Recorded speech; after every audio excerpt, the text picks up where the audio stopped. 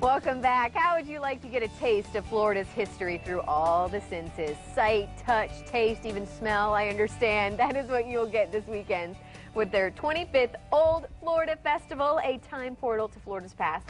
I'm happy to welcome to the show this morning Timothy England, manager of the Museum of Everglades and Collier County Museums, and Carlos Bichu with the Friends of Collier County Museum. Good morning, guys. Good morning. Welcome. You look fantastic. Well, thank you. Thank you very much. You're ready for this festival this Absolutely. weekend. 25 years this has been going on? Yes. That's We've awesome. seen a few of those. We were talking in the commercial break, too. I think so many people are so surprised about Florida's history, and this is one of the reasons why you guys do what you do. Is that not the truth? Oh, absolutely. I mean, there is so much history in Florida. Everybody thinks of Florida as flat flamingos. Flat and hot. And Disney World. Well, there's so much more. There's so much history here in Florida. It's amazing. And what we're trying to do is get that out in a way. I mean, history shouldn't be boring. Well, I know. You say the word history, and I think people's eyes glaze over. And what is history? History is stories. Stories about your relatives, his relatives, mine. So how can history be boring? I know. It's crazy.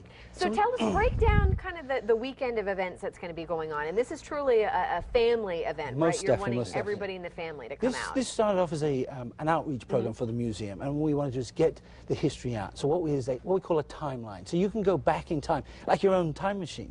You go back and see the Clusa, then you come and see the Spanish Beach Fort. You move forward, you come in to see the Seminole Indians, and then you come and see the British, which rolls then into the Seminole Wars and the Civil War, and then of course there's crafters and all that works with it. So there's lots of things to do. And this year we're making special effort for the kids. We're doing a treasure hunt this year, and the older boys get to do it, and girls get to do a passport to history where they visit the characters, find out the hidden secrets, get their things stamped, and then get a prize.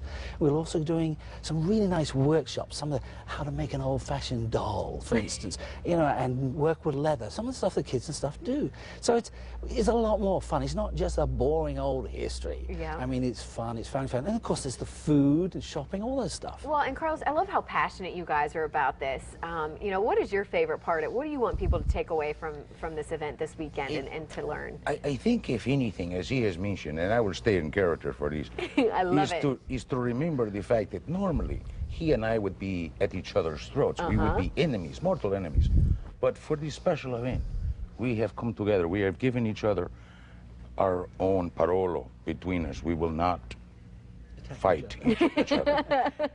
Make good TV if you did it right here on the blend, though. It would have good ratings. But and I'll step out of character now and go back to the 21st century. And to me, as an historian, and to teach and to have the opportunity to go into the schools and to teach, to reenact the character, to get into the character, and with children. I think we've gotten off on the wrong foot. Educationally in this country, we address history as dates and names. And just long enough, just long enough to pass the tests and move on.